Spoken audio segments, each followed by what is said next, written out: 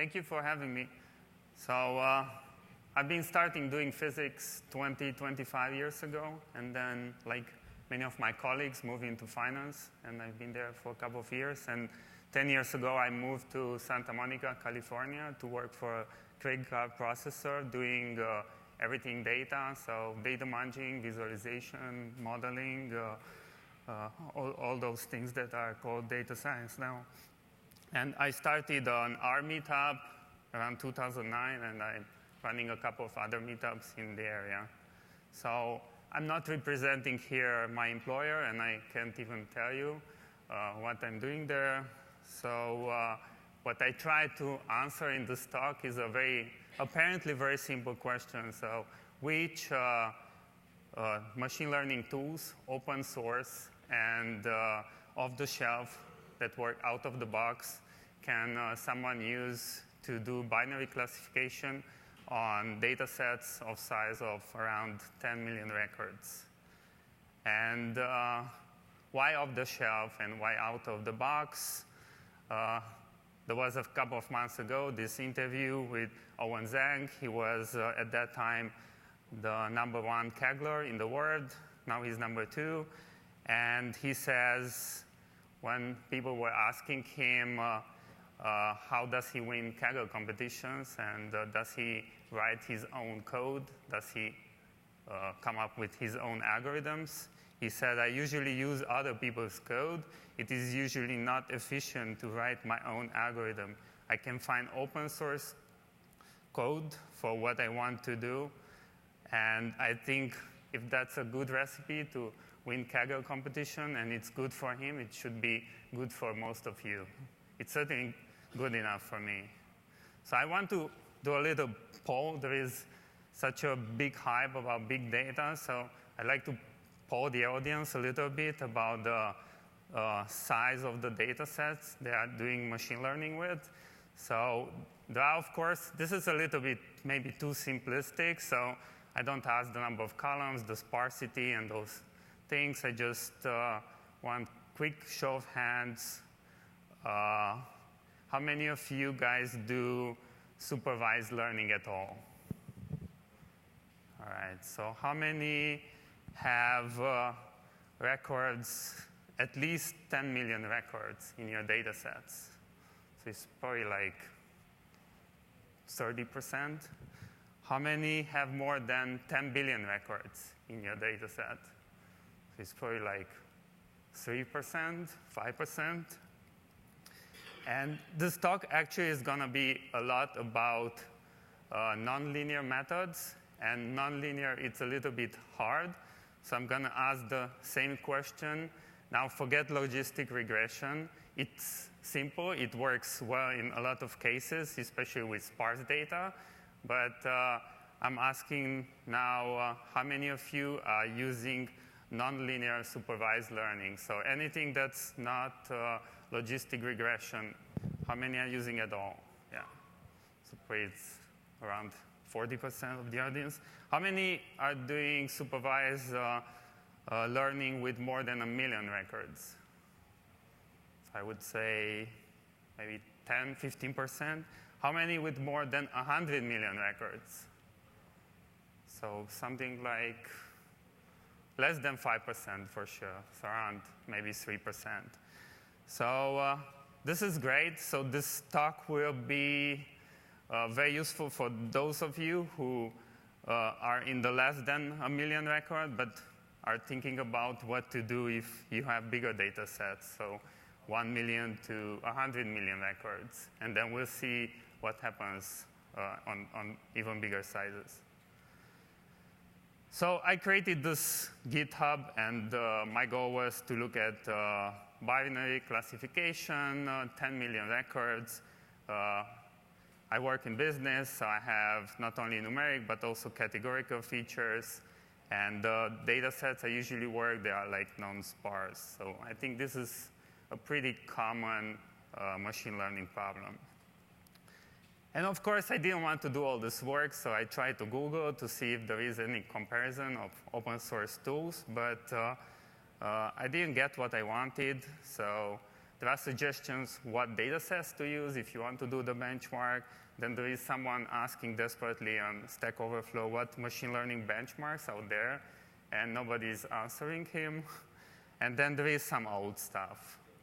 So I think I was a little bit surprised that I couldn't find anything, since I knew for years about papers that compare the accuracy of different models. And these two papers are relatively old, but they are excellent papers from overlapping authors.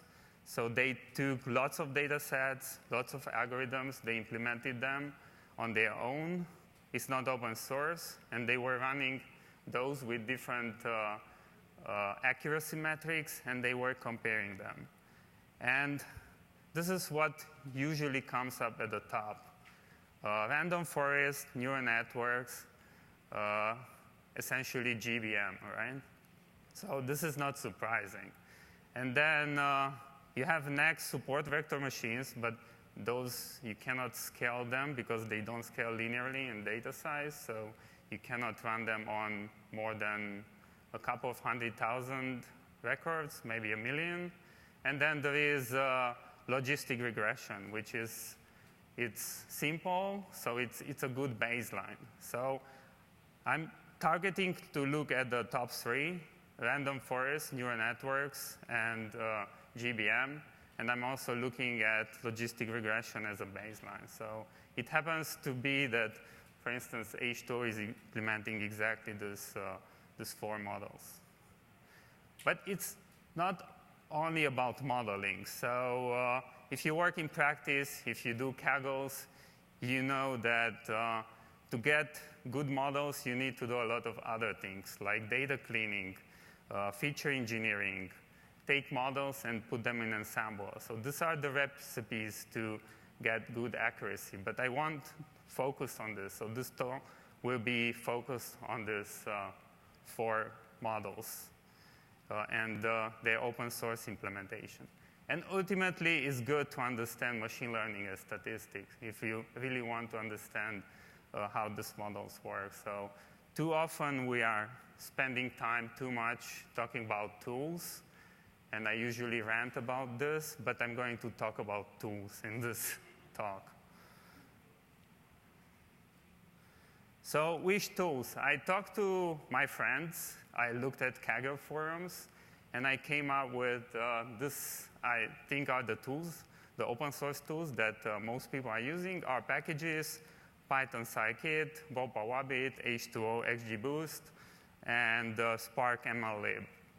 Later on, we ran a survey at the machine learning meetup in LA, and these are the proportion of people using these tools. And nothing on this list that was open source came up with more than 5%. So this kind of validated my previous feelings that these are the tools that most people are using. And they have, so all these tools implement these algorithms, and they have different claims that they are optimized, parallelized, built for scale. They work with big data. But when you look at them, unfortunately, the picture is more like this. And I think I'm going to make a few enemies in this talk. So I want to do something very simple. So I just took one data set, the well-known airline data set. I'm going to do my benchmarking on one box, EC2. I'm going to have all my code open source, and you can reproduce it. You can take the same data set. You can take the same instance, so everything is reproducible.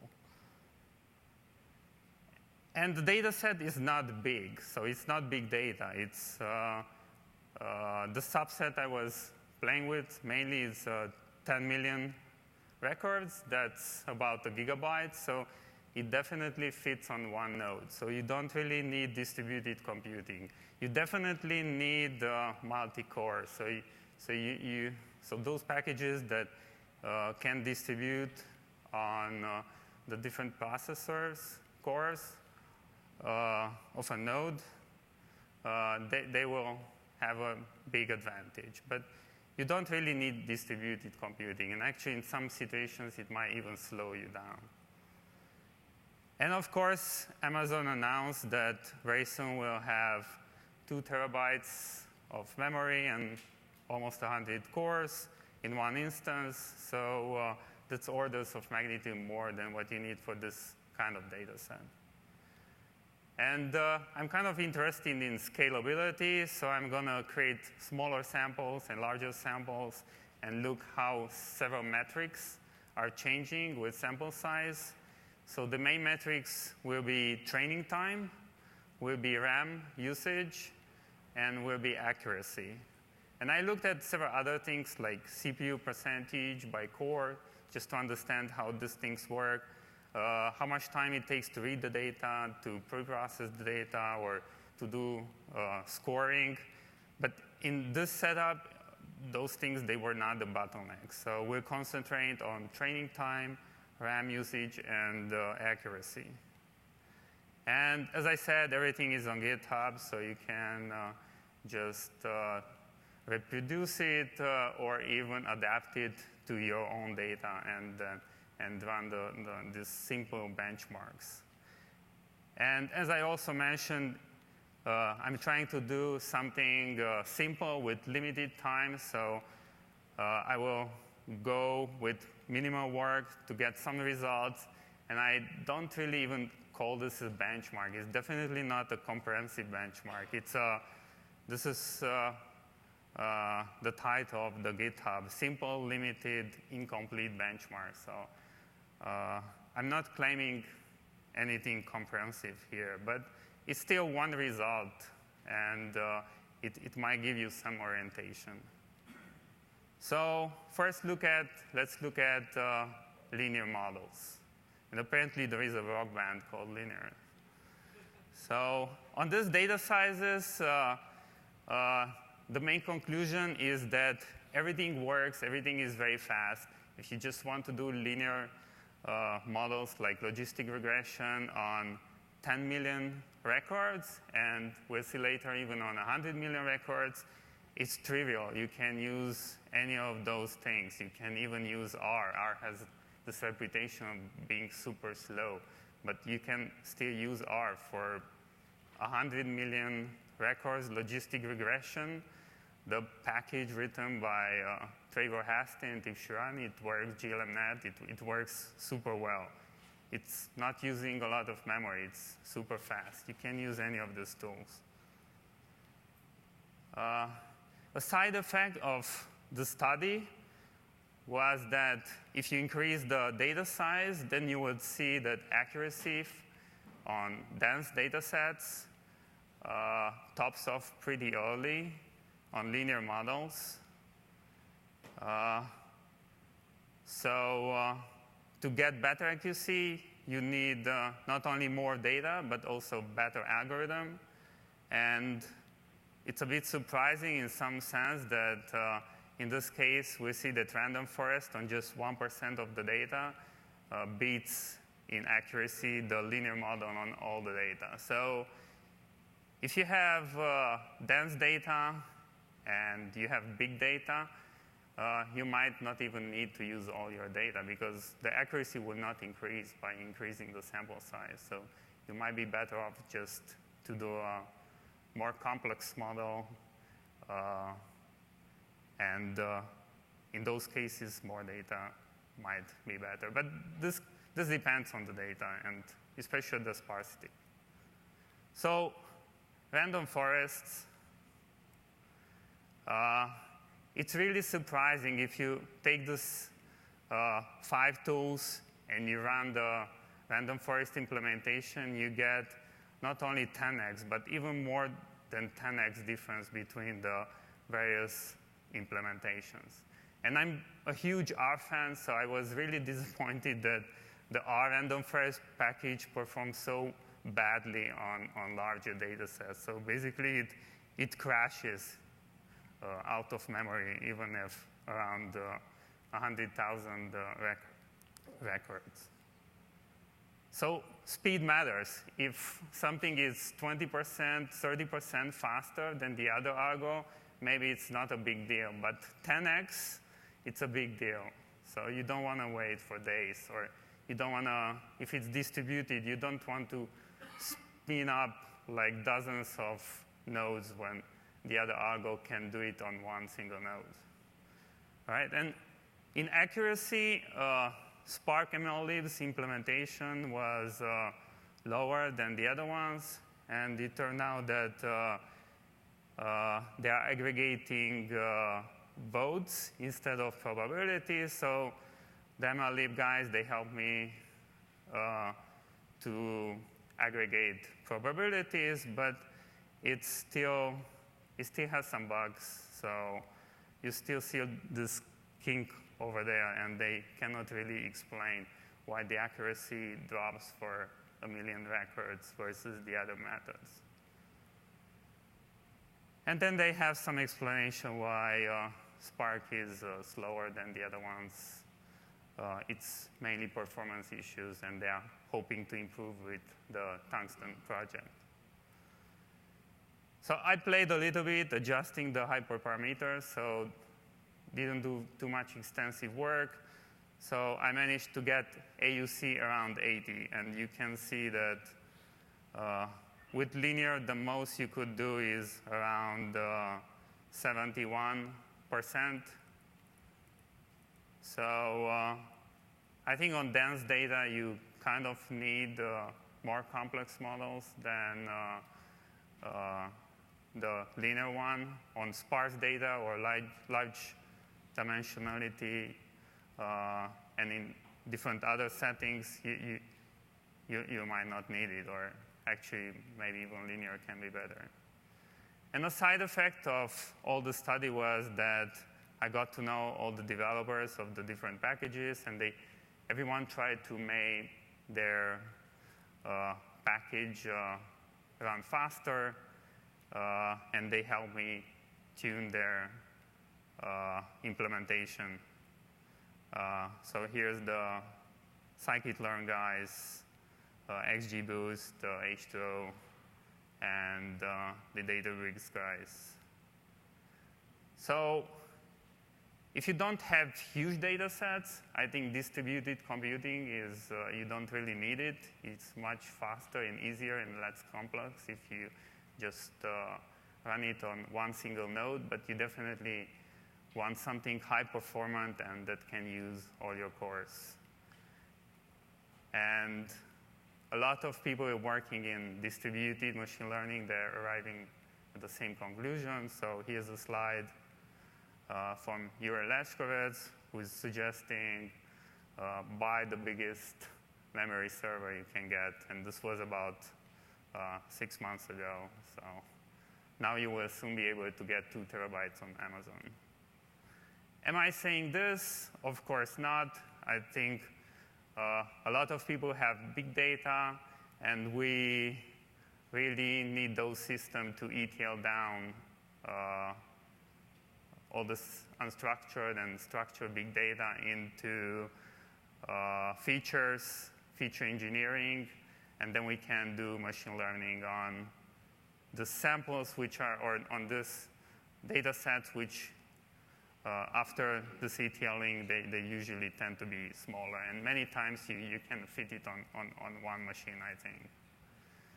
So I have to run a little bit faster.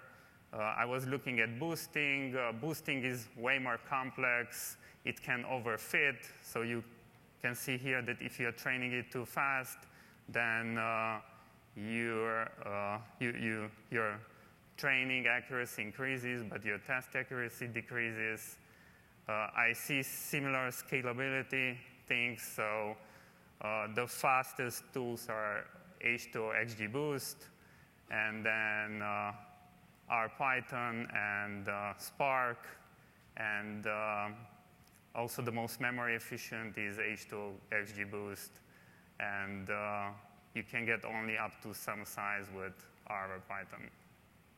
So accuracy, you get a little bit better for more work by tuning hyperparameters. So on this data set, you could get 81% accuracy. deep learning, that's on my roadmap to look at deep learning. So far I looked at random forest and GBM. And some of you might have bigger data than the 10 million records. A way to do bigger data is this. I'm just kidding. So I took the 10 million row data sets, replicated 10 times. So I have 100 million rows, and I'm looking at training the same model. So obviously, you will not be able to plot any more learning curves because you're just using the same data. But it's still useful to just spin up the computation on your servers and see how they perform. So you can see that linear models, 100 million rows still on one server, R still goes pretty well. You can use any of these tools up to 100 million records. If you want a billion records still on one server, H2O Volpauabit will take you there pretty easily. If you do nonlinear, the situation is a bit different. You can see here that on the same data set, let's say H2O took 40 seconds to train a linear model. To train a random forest or a GBM, it takes about 1,000 times more. So, but of course, with this complexity and more training time, you get on these data sets much more accurate models. So to me, on this kind of data sets, this problem looks more like a high-performance computing rather than a big data computing. So that's why things like XGBoost and H2O come up with way better performance results than the tools that have this kind of big data community origin. So if you have even bigger data and you really want to get there, so the logistic scales linearly pretty well, but you kind of have to know what you're doing. So in some cases, adding more nodes will not really help. So in some cases, it will slow you down because you're trading now something for network communication. And if the algorithm, especially the nonlinear one, they are sending a lot of stuff on the network, then running on 5 nodes, yes, can be slower than running on 1 node. But on the largest size, you can get some speed. So nonlinear supervised learning.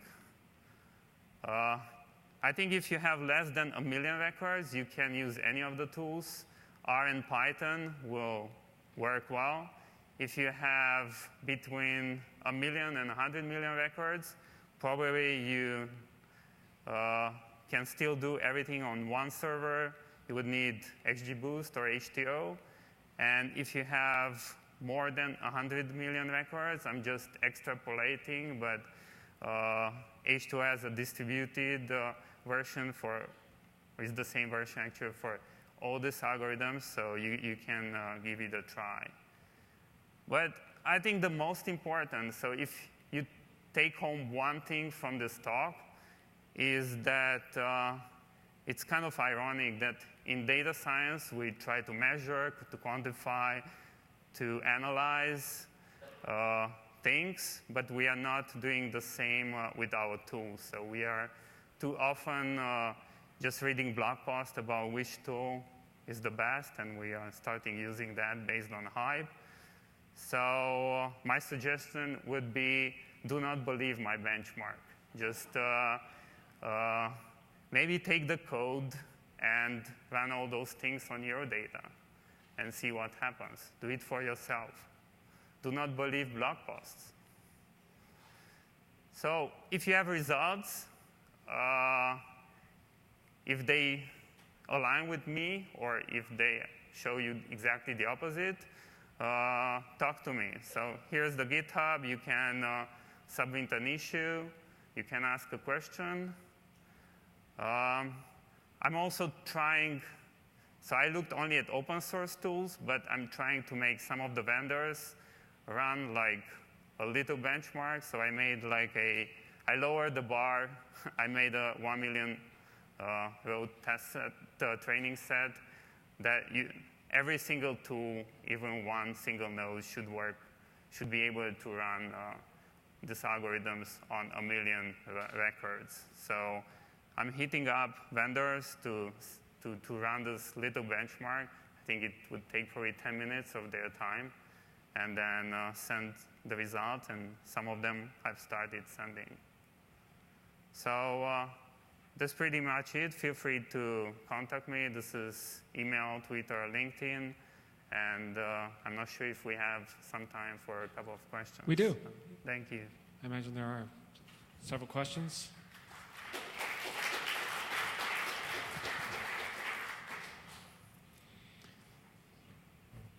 So, anybody? Questions? Yes. Are your slides available in GitHub? The slides are on, if you Google, you will find the slides. They are on Speaker Deck already. We'll also be collecting all the slides we can and letting everybody know where they're going to be for all the talks. So we'll mail that out after the conference.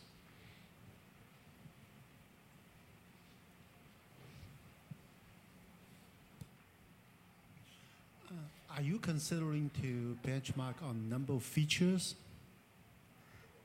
Yeah, that's a good question. So I tried, as I said, the 80-20 rule to get something as quickly as possible. I didn't really look at how they scale with the number of features, but I would think that, so as long as an algo A is slower than the other one, like 20% slower, then that might change with the number of features. But if something is 10 times worse than the other one, that's probably not going to change too much. So even with this very little simple benchmark, you can get an idea which ones not even to look at because they are like, basically they don't really work. So I don't expect that those guys will win with any number of features or any other kind of data set. Have you considered? But yeah, you can look at a lot of things. So what's on my roadmap? I think I will still look at sparse data sets because they're pretty different from the dense data sets. But I would expect that, like, if you have 10 features or if you have 1,000 features, these things will remain, the order of magnitude of how they compare relative to each other will remain the same. For sparse data sets, it might change, yeah. Have you considered that, for example, R and Python using the same underlying, let's say, XGBoost implementation? You run R or Python, but in fact, they're calling the same XGBoost. Yeah, actually, I've been running XGBoost from R, but yes. So the great thing about both XGBoost and H2O is that you can use both of them from R and Python or Python. So if you are an R guy or a Python guy, you can use H2O or XGBoost right from there, and it's gonna run XGBoost in. It's gonna run in. It's a C++ multi-threaded software, and H2O is the Java, as you know. So. Anyone else? All right. Well, so how about another hand for a speaker? He's helping Thank you. make.